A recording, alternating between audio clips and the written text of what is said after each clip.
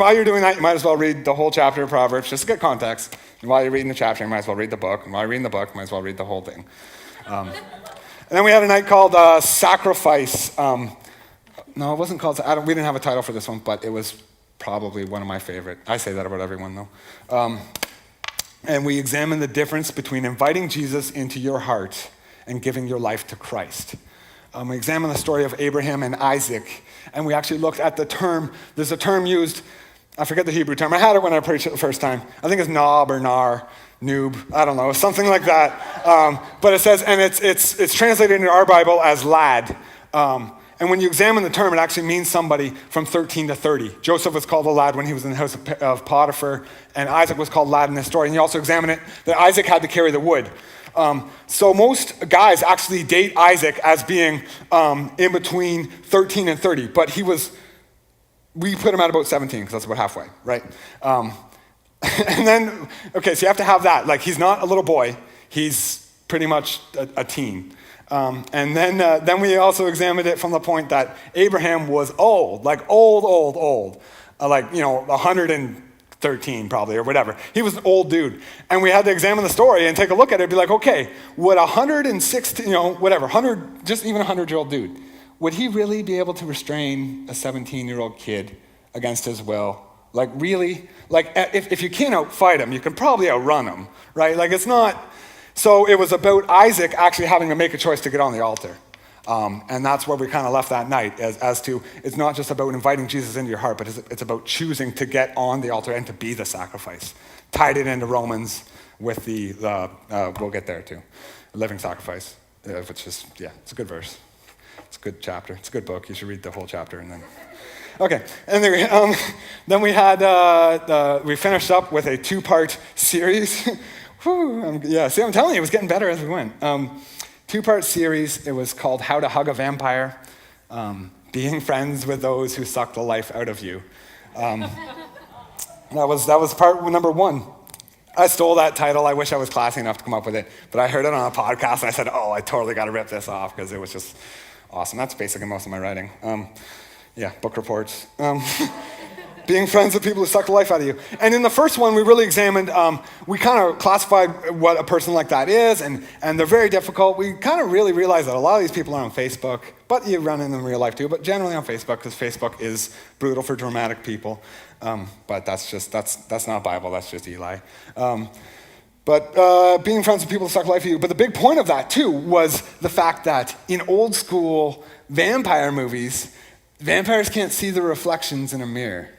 All right, so while you may be worrying about somebody else who's sucking the life out of you, you could very well be acting as a vampire to somebody else, because vampires can't see themselves. Yeah, it was a good one. Then the last night was pretty cool too, and it was How to Hug a Vampire Part 2, and we focused on digging up the bitter root, and how you are on a teeter-totter between, when you are wronged, you enter a teeter-totter, and you're either in bitterness or you're in forgiveness. And failing to forgive is choosing bitterness. There's not one or the other. You can't just stay in the middle. It's one or the other. And how it's sometimes when you get into the imagery of digging up the root of bitterness, it's not just cutting down the tree of bitterness. And I used an example of weeding my walkway, but I came up with a better one after that I'm going to say this time. When I was a kid, I got suspended several times. And my dad used to always say, you're not going to sit around playing Nintendo all day. That's like the dad line, Dutch father line, that you don't, sit around playing Nintendo all day. If you're not going to be in school, you're going to be working. And he would give me really, really crappy jobs to show me that I needed to stay in school. Otherwise, I'd expect to do this kind of work for the rest of my life. Anyway, one of those jobs was, they have a wooded lot. And he said, just whippersnip the woods. I said, like, how much? He's like, just do it all day. I'll come home and check on you. So I had this gas-powered whippersnipper, and I'm just going around all stinking day. It's hot, right? It's like, it was brutal. I'm sweating. I asked for bug spray. He's like, no, bug sprays for people who are in school. So I'm getting mosquito bites all over me, whippersnipping woods, and it looked great. Like I had it like looking like it was like a golf course, right? Like it was just smooth. It was beautiful, and about 2 weeks later, they were all back. So I'd cut down all the weeds, but because I hadn't taken out the roots, they'd been allowed to grow back. And the same is true with bitterness. And when you are wronged in your life, you have to choose forgiveness. And then we did something kind of cool, is we decided, because it was our last night, we did something funky and fun, and Dawn was totally cool and for it, and just totally took the idea and ran with it, which is awesome. We got balloons, and all the kids, we had them write down on a piece of paper something that they may have been harboring as bitterness in their life, and they tied it to the string of the balloon, and the balloons were filled with helium, and we took them outside, and we prayed, and then we let them go, and just let that be a physical representation of us letting go of unforgiveness. Anyway, it was cool. It was powerful. It was cool. It was kind of cheesy, but it was still really cool, which is most of how I roll. Really cheesy, but if you look close enough, it might be a little bit cool. Okay, so now we're into tonight's sermon. Sorry, that was a long intro. I have way too much here. Oh, no, I don't. That's half dance music. Okay, no, we're not too bad.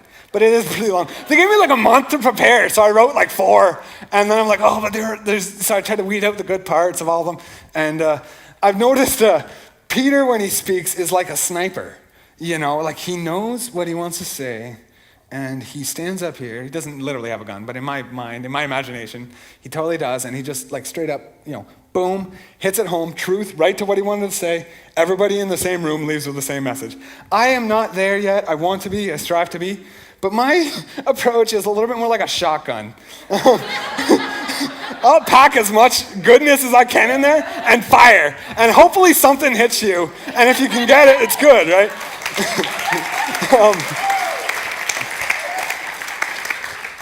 Anyway.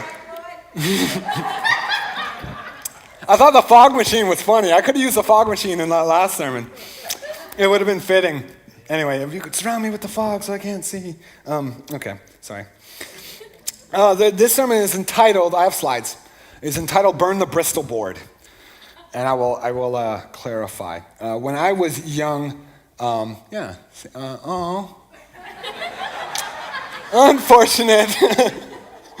I didn't get to use slide work, so I'm going to try to have to use slides this next year because we're going to have means of doing it, which is pretty awesome. No, too far. Okay, Sunday school.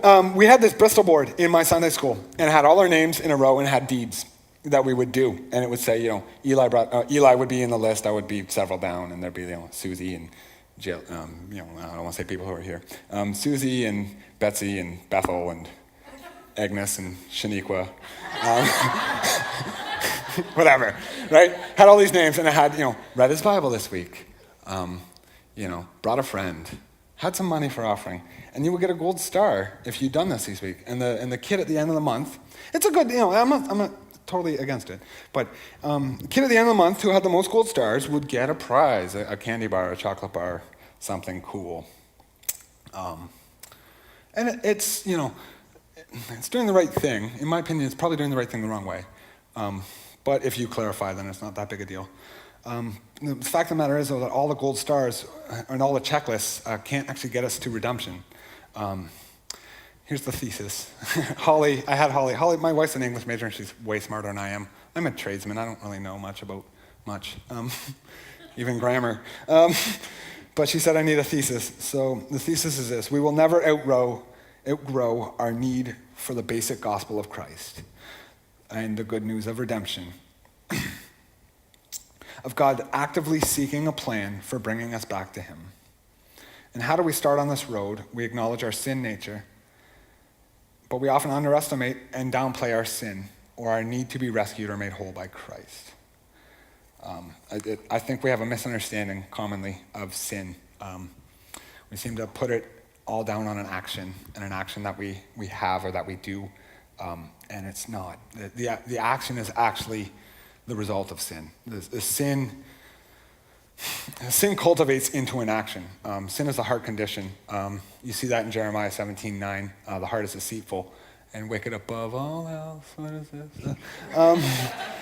You see it in Psalm 51. David says, against you only have I sinned. Ooh, you guys totally remade it. You guys are so cool. On the fly and everything. David says, against you only have I sinned, O God, and in my mother's womb I was knit together as sinful. So sin is a bigger problem than just what you do. Sin is the problem of who you are. the action that we would call sin is actually the heart of sin, manifesting itself and coming to fruition. For example, cussing somebody out or tearing a strip off them is very impolite and is wrong. But if you take a step back, it's actually speaking death. You're speaking death. Proverbs says that you have the ability to speak life or death over a person, and you're choosing to speak death. That is not even the sin. The sin is the fact that you're harboring hateness and bitterness, and you're communicating that to somebody. See what I mean? Take a step back from the action, and then take another step back, and you'll actually arrive at the sin. We've learned a convenient way of disassociating, and I think this is just influence of our culture. But we've learned a way of disassociating what we do with who we are. But the fact of the matter is if you steal, you're a thief, and if you lie, you're a liar, and if you look at porn, you're a pervert, and if you talk about people, you're a gossip, and you're untrustworthy, and that's the bottom line. Good, yeah, aren't you glad you came to church? Furthermore, in an attempt to stay polite, we often cheapen down heinous acts with undeserved flowery descriptions. We call an adultery an affair. It's ridiculous. We call pride self-esteem, and this is where I'll get into this a little bit. It's the difference between self-esteem and pride. Oh, sorry, no, said that wrong. There's a difference between self-esteem and self-worth. I was surveying, we have a lot of newcomers to our group next year, and most of them are the young teeny boppers I was about to call them, but they're not. Sorry girls. But they're young teen girls, and I think we're going to be talking probably a lot more about self-worth next year than we have this year.